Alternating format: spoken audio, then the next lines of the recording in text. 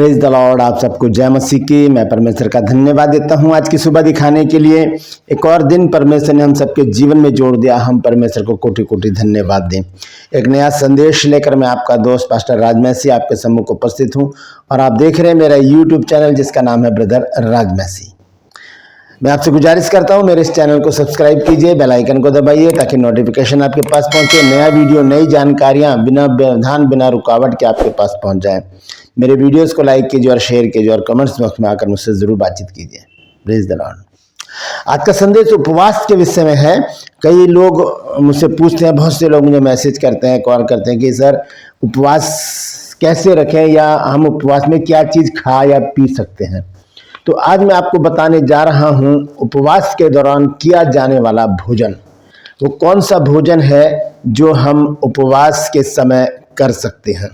इसको अच्छी तरह से समझ लीजिएगा क्योंकि बहुत ज़रूरी संदेश है ये उन सभी लोगों के लिए जो उपवास रखते हैं या जो उपवास रखने जा रहे हैं। उन सभी के लिए ये बहुत ज़रूरी संदेश है। मैं गुजारिश करता हूं कि इस संदेश को आप शेयर भी कीजिए ताकि और भी लोग जो उपवासी होना चाहते हैं या उपवास रखने जा रहे हैं या उपवास में हैं वो इस बात को जान लें कि कौन सा भोजन हमें उपवास के समय करना चाहिए। Praise the Lord. तो पूरा संदेश सुनिए और इसे शेयर भी कीजिए ताकि और भी लोग इन बातों को जान सकें। ट्रू पल्स में आज का सवाल है कि यीशु कितने दिन उपवासी रहे। प्रभु यीशु मसीह कितने दिन उपवासी रहे। जानते हैं तो कमेंट्स में लिख दीजिए, नहीं तो डिस्क्रिप्शन में आपको इस सवाल का जवाब मिल जाएगा।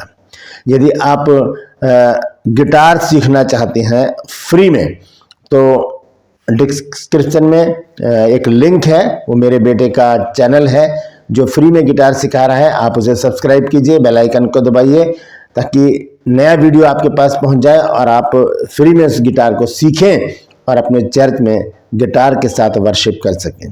Praise the Lord. ये मेरा नंबर है। अगर आप चाहते हैं हमारे बाइबल कॉलेज की बुक्स परचेज करना तो इस नंबर पर मुझे व्हाट्सएप मैसेज कीजिए और लिखिए कि मुझे आपकी पुस्तकें चाहिए। आपको उसी समय पूरी जानकारी दी जाएगी। Praise the Lord. आइए एक छोटी सी प्रार्थना करते हैं, उसके बाद आज के वचन में चलेंगे। प्रभु जी, मैं धन्यवाद देता हूं आज की सुबह दिखाने के लिए और विनती करता हूं प्रभु आज के वचन को भी शेयर करने में मेरी मदद सहायता कर। मेरे होठों को, मेरे दिल दिमाग को छूकर ब्लेस कर। मेरी आत्मा और मेरा शरीर तेरे ही कब्जे में रहे ताकि बोलने वाला मनुष्य नहीं बल्कि तेरा आत्मा हो।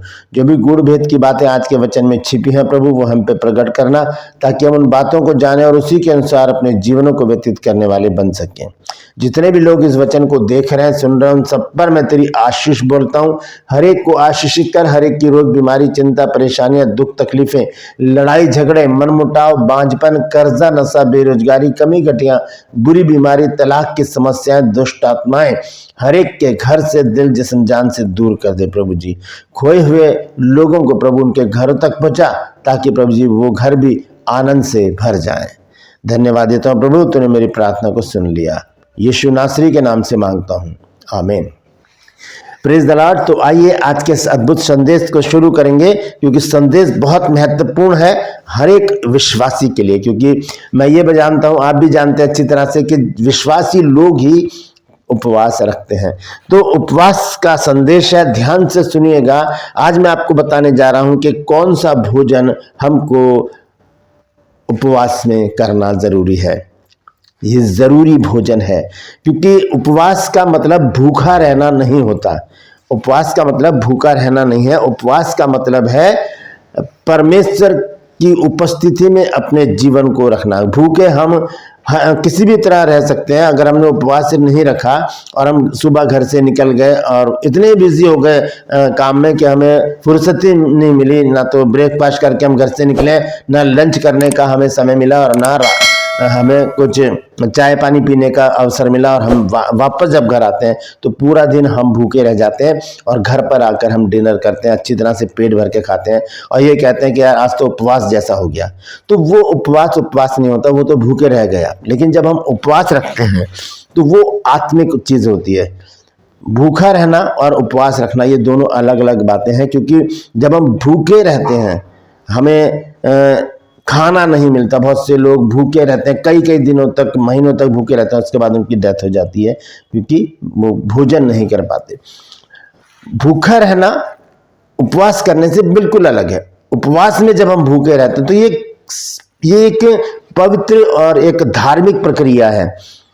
इससे आत्मिक उन्नति होती है और उससे हमें परमेश्वर की सामर्थ्य मिलती है। परमेश्वर हमें उस समय सामर्थ्य देता है जब हम उपवासी होते हैं। तो उपवास को भूखे रहने से जोड़ना ये गलत ही होगा, मेरे हिसाब से गलत होगा। भूखा रहना उपवास नहीं हो सकता। तो मैं ये नहीं कह रहा कि अगर उपवास रखा है तो हम खाना भी खाएं, उसमें नहीं है, ये मैं नहीं कहना चाहता। मैं जो आज आपको भोजन बताने जा रहा हूं वो अलग भोजन है जो हमें उपवास के समय करना है। तो आइए देखेंगे। सबसे पहले हम यूहन्ना रचित सुसमाचार 6 अध्याय और उसके 51 पद को जब हम पढ़ते हैं तो देखिए प्रभु यीशु मसीह वहां पर एक बात कहते हैं जो सवाल भी पैदा करती है। जॉन चैप्टर 6 वर्स 51 लिखा है, जीवन की रोटी जो स्वर्ग से उतरी है मैं हूं। यदि कोई इस रोटी में से खाए तो सर्वदा जीवित रहेगा, और जो रोटी मैं जगत के जीवन के लिए देता हूं वो मेरा मांस है। प्रभु यीशु मसीह क्यों कह रहे हैं कि मैं जीवन की रोटी हूं? अपने आप को क्यों यीशु मसीह रोटी बता रहे हैं? एक सवाल पैदा करती है ये बात। बहुत बड़ा इसका आंसर है और एक आत्मिक आंसर है जो आज मैं आपको बताने जा रहा हूं। उपवास में यही भोजन हमको करना है, ये रोटी हमको खानी है। संसारिक रोटी नहीं, वो जो तवे पर बनती है वो रोटी नहीं, आटे की बनती है वो रोटी नहीं, मैदे की बनती है वो रोटी नहीं, डबल रोटी नहीं, ब्रेड नहीं, बन नहीं, ऐसा कुछ भी हमने नहीं खाना है उपवास में। ये आत्मिक रोटी है जिसका जिक्र आज मैं आपके सामने करने जा रहा हूं। तो यीशु मसीह यहां पर अगर कहते हैं कि जीवन की रोटी मैं हूं, तो इस बात को आज समझने की जरूरत है। प्रभु यीशु मसीह कौन है? प्रभु यीशु मसीह परमेश्वर के पुत्र हैं। वो हमारा प्रभु है, हमारा पिता है, हमारा खुदा है, हमारा परमेश्वर है, हमारा सब कुछ है। लेकिन उसके साथ प्रभु यीशु मसीह एक बात को जोड़ते हैं और वो कहते हैं कि जीवन की रोटी मैं हूं। हालेलुया! अपना हाथ उठाकर कहिए कि जीवन की रोटी प्रभु यीशु मसीह है, और यही जीवन की रोटी हमें उपवास के समय क्या करनी है? यूज करनी है। संसारिक भोजन हमें नहीं खाना है उपवास में, क्योंकि उसके विषय में बाइबल क्या कहती है भोजन के विषय में? जब हम पढ़ते हैं 1 कुरिन्थियों और उसका 6 अध्याय और 13 पद, 1 Corinthians चैप्टर 6 वर्स 13 लिखा है, भोजन पेट के लिए और पेट भोजन के लिए, परंतु परमेश्वर इसको और उसको दोनों को नाश करेगा। भोजन को भी और शरीर को भी, ये दोनों नाश माने दोनों एक दिन खत्म हो जाएंगे। तो भोजन और शरीर का कोई भी आत्मिक तालमेल नहीं है। भोजन और शरीर एक जगह है और आत्मा और उपवास एक जगह है। तो आत्मिक प्रक्रिया क्या है? उपवास। और इस उपवास में हम सांसारिक भोजन को नहीं ले सकते। रोटी चावल या भोजन जिसे कहा जाता है, खाना जिसे कहा जाता है, वो हम नहीं ले सकते, क्योंकि वो उपवास को खराब कर देंगे। तो हमें उपवास में कौन सा भोजन करना है, कौन सी रोटी खानी है, कौन सा हमें वो चीज लेनी है जिससे हम सामर्थ्य पाएं, वो सामर्थ्य हम पा सकते हैं। तो हम देखते हैं यीशु मसीह एक बार एक स्त्री से बात कर रहे थे जो सामरी स्त्री थी, और यीशु मसीह ने उससे कहा मुझे पानी पिला। तो उसने कहा कि तू तो यहूदी है, तो मुझसे पानी क्यों मांगता है? यीशु मसीह ने उससे कहा कि अगर तू जानते कि जो तुझसे पानी मांगता है वो कौन है, तो तू उससे जीवन का जल मांगते और वो तुझे देता है।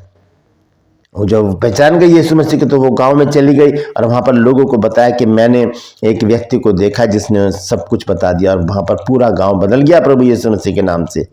लेकिन यीशु मसीह जब वहां पर बैठे तो चेले कहाँ गए थे? शहर में खाना लेने गए थे। और जब वो वापस लौटे तो उन्होंने देखा वो एक स्त्री से बातें कर रहा, तो उन्होंने कहा कि चल आ जाओ खाना खा लेते हैं। तो यीशु मसीह ने कहा कि मेरे पास ऐसा भोजन है। देखिए आइए देखेंगे यूहन्ना रचित सुसमाचार 4 अध्याय 31 पद से पढ़ेंगे हम। जॉन चैप्टर 4 वर्स 31 to 33 लिखा है, इतने में उसके चेले यीशु से विनती करने लगे कि हे रब्बी कुछ खा ले। परंतु उसने उनसे कहा, मेरे पास खाने के लिए ऐसा भोजन है जिसे तुम नहीं जानते। तब चेलों ने आपस में कहा, क्या कोई उसके लिए कुछ खाने के लिए लाया है? अब देखिए 34 पद में प्रभु यीशु मसीह उस भोजन का जिक्र करते हैं। कहते हैं, उसने उनसे कहा कि मेरा भोजन यह है कि अपने भेजने वाले की इच्छा के अनुसार चलूं और उसका काम पूरा करूं। ये भोजन है, ये भोजन है परमेश्वर का वचन। ये काम हमें सौंपे गए हैं, इस भोजन को हमने करना है। प्रभु यीशु मसीह कहते हैं कि मेरा भोजन यह है कि अपने भेजने वाले की इच्छा के अनुसार चलूं और उसका काम पूरा करूं। यीशु मसीह कहते हैं अगर जीवन की रोटी मैं हूँ तो वो रोटी हमको लेनी है उपवास के समय। वो रोटी क्या है? यूहन्ना रचित सुसमाचार 1 अध्याय जब हम पढ़ते हैं और उसका 1 पद, तो देखिए वहां पर क्या लिखा है। जॉन चैप्टर 1 वर्स 1 लिखा है, आदि में वचन था, वचन परमेश्वर के साथ था और वचन परमेश्वर था। वचन परमेश्वर था। कौन? प्रभु यीशु मसीह को यहाँ पर वचन बताया गया, क्योंकि 14 आयत, इसी चैप्टर की 14 आयत 14 वर्स हमें क्लियर कर देती है इस बात को कि यहाँ पर प्रभु यीशु मसीह के बारे में ही जिक्र हो रहा है। 14 वचन में क्या लिखा है? और वचन देहधारी हुआ और अनुग्रह और सच्चाई से परिपूर्ण होकर हमारे बीच में डेरा किया, और हमने उसकी ऐसी महिमा देखी जैसे पिता के इकलौते की। बात क्लियर हो गई कि वचन यीशु मसीह को बताया गया है पहले पद में। आदि में वचन था, यानी कि यीशु मसीह थे। वचन खुद परमेश्वर था, यीशु मसीह थे, और यही वचन क्या बन गया? यीशु मसीह बनकर हमारे सामने आ गया, मुजस्सिम होकर, एक परिवर्तित होकर परमेश्वर खुद यीशु मसीह के रूप में हमारे बीच में आ गए। यहाँ लिखा है वचन देहधारी हुआ और अनुग्रह और सच्चाई से परिपूर्ण होकर हमारे बीच में डेरा किया, और हमने उसकी ऐसी महिमा देखी जैसे पिता के इकलौते की महिमा।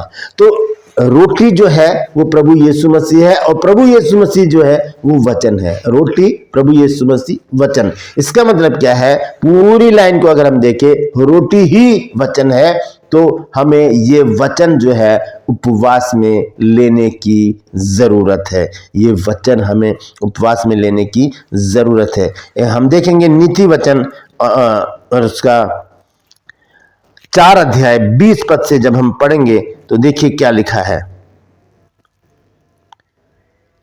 प्रोवर्ब चैप्टर 4 वर्स 20 to 22 लिखा है, मेरे पुत्र मेरे वचन ध्यान धर के सुन और अपना कान मेरी बातों पर लगा।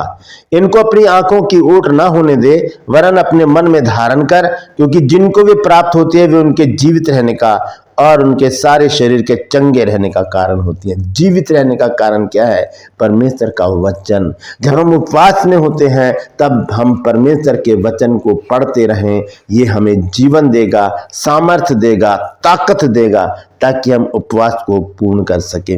यीशु मसीह ने जब उपवास रखे 40 दिन के, तब शैतान ने उनकी परीक्षा ली। देखेंगे मत्ती रचित सुसमाचार 4 अध्याय पहले पद से जब हम पढ़ते हैं तो लिखा है, तब उस समय आत्मा यीशु को जंगल में ले गया ताकि इब्लीस से उसकी परीक्षा हो। वह 40 दिन और 40 रात निराहार रहा। अंत में उसे भूख लगी। तब परखने वाले ने आकर उससे कहा, यदि तू परमेश्वर का पुत्र है तो कह दे कि ये पत्थर रोटियां बन जाएं। अब यीशु मसीह ने देखिए 4 पद में क्या आंसर दिया है। यीशु ने उत्तर दिया कि लिखा है कि मनुष्य केवल रोटी ही से नहीं वरन हरेक वचन से जो परमेश्वर के मुख से निकलता है जीवित रहेगा। 2 बातें यहाँ पर है, रोटी और वचन। यहाँ पर सांसारिक रोटी की बात कर रहा है शैतान के पत्थर को बोल के रोटी बन जाए, ऐसा हो सकता है। और यीशु मसीह कहते तो बन जाती, लेकिन यीशु मसीह ने इस बात को स्पष्ट किया, बताया कि व्यवस्था विवरण 8 अध्याय के 3 पद में लिखा गया है कि मनुष्य केवल रोटी से नहीं परमेश्वर के उस वचन से जो उसके मुंह से निकलता है जीवित रहेगा। और वो वचन ही प्रभु यीशु मसीह है। यहाँ पर कहते हैं कि उसने उत्तर दिया, लिखा है कि मनुष्य केवल रोटी से नहीं परंतु हर एक वचन से जो परमेश्वर के मुख से निकलता है जीवित रहेगा। वचन हमें पढ़ना है, वचन हमें खाना है, वचन हमें जीना है, वचन हमारा एक उद्देश्य हो। उपवास के समय जितना वचन पढ़ेंगे उतनी हम सामर्थ्य पाते चले जाएंगे, क्योंकि रोटी से नहीं, उपवास में हम रोटी से नहीं वचन से जीवित रहेंगे। वचन हमें ताकत देगा कि हम इन उपवासों को पूरा कर सके, चाहे हम 3 दिन के उपवास रखें, 7 दिन के उपवास रखें, 12 दिन के उपवास रखें, 30 दिन के रखें, 40 दिन के रखें, साल भर के उपवास रखें। ये वचन हमको ताकत देगा भूखा रहने के लिए, उपवास रखने के लिए। तो भोजन जो है सांसारिक भोजन है, जो वो उपवास में लेने की जरूरत नहीं है, क्योंकि वो नाशमान है। मैंने आपको बताया 1 कुरिन्थियों 6 अध्याय 13 पद में लिखा है, भोजन पेट के लिए और पेट भोजन के लिए। परमेश्वर इसको और उसको दोनों को नाश करेगा, ये दोनों नाशमान है। लेकिन एक आत्मिक भोजन है जो हमें लेना है, और वो है परमेश्वर का वचन। आदि में जो वचन था, वचन परमेश्वर के साथ था, वचन खुद परमेश्वर था, और वही वचन देहधारी हुआ। वो वचन कौन है? जो जीवन की रोटी है। जीवन की रोटी कौन है? प्रभु यीशु मसीह है। तो जब हम उस भोजन को लेंगे, हम आत्मिक उन्नति करते चले जाएंगे। हम उपवास को पूरा करेंगे और जब उपवास पूरे हो जाएंगे तब हम एक बल पाएंगे, सामर्थ पाएंगे और हम परमेश्वर की महिमा करने पाएंगे। हालेलुया। एक आत्मिक उन्नति के लिए ये उपवास बहुत ज़रूरी है। एक बात और बता दूं कि उपवास जो है हम अपनी आत्मिक उन्नति के लिए रखते हैं, ना कि कुछ सांसारिक चीज़ों को पाने के लिए। इन चीज़ों के लिए उपवास नहीं रखे जाते कि मुझे जॉब मिल जाए, मेरे बच्चों की शादी हो जाए, हमें मकान मिल जाए या हमारे सांसारिक काम पूरे हो जाए, भौतिक वस्तुएं हमको मिल जाए। ऐसा नहीं है। ये उपवास आत्मिक चीज है जिससे हमारी आत्मिक उन्नति होती है। सांसारिक बातों से इसका कोई भी सारोकार नहीं है। Praise the Lord. परमेश्वर इन वचनों के द्वारा हम सबको आशीष दे। यदि आज आपने कुछ नया सीखा है तो कमेंट्स में जरूर लिखिए और इस वचन को शेयर कीजिए ताकि और भी लोग इन बातों को जान सके। Praise the Lord. True pulse में आज का सवाल है कि प्रभु यीशु मसीह कितने दिन उपवासी रहे? जानते हैं तो कमेंट्स में लिख दीजिए, नहीं तो डिस्क्रिप्शन में आपको इस सवाल का जवाब मिल जाएगा। और यदि आप फ्री में गिटार सीखना चाहते हैं तो डिस्क्रिप्शन में एक लिंक है। मेरे बेटे का एक चैनल है जिसका नाम है मैसी विद गिटार्स। फ्री में आप वहां पर गिटार सीख सकते हैं और अपने चर्च में गिटार सीखकर वर्शिप कर सकते हैं। तो उस चैनल को सब्सक्राइब कीजिए, बेल आइकन को दबाइए ताकि नया वीडियो आप तक पहुंच सके। मेरे चैनल को भी सब्सक्राइब कीजिए, बेल आइकन को दबाइए ताकि नोटिफिकेशन आपके पास पहुंचे। नया वीडियो, नई जानकारी बिना व्यवधान, बिना रुकावट के आपके पास पहुंच जाए। मेरे वीडियोस को लाइक कीजिए और शेयर कीजिए और कमेंट्स बॉक्स में आकर मुझसे जरूर बातचीत कीजिए। Praise the Lord. मैं आपसे गुजारिश करता हूं, यदि आप हमारे बाइबल कॉलेज की बुक्स परचेज करना चाहते हैं तो इस नंबर पर मुझे व्हाट्सएप मैसेज कीजिए और लिखिए कि मुझे आपकी पुस्तकें चाहिए। उसी समय आपको पूरी जानकारी दी जाएगी। आज के लिए बस इतना ही। फिर मिलूंगा एक नए संदेश के साथ, एक नया वीडियो लेकर। तब तक के लिए मुझे इजाजत दीजिए। लेकिन अपना और अपनों का ख्याल रखिए और ध्यान रखिए, अगर आप उपवास रखने जा रहे हैं या उपवास में हैं तो ये भोजन जरूर करें ताकि परमेश्वर आपको सामर्थ्य दे। Praise the Lord. परमेश्वर आप सबको आशीष दे।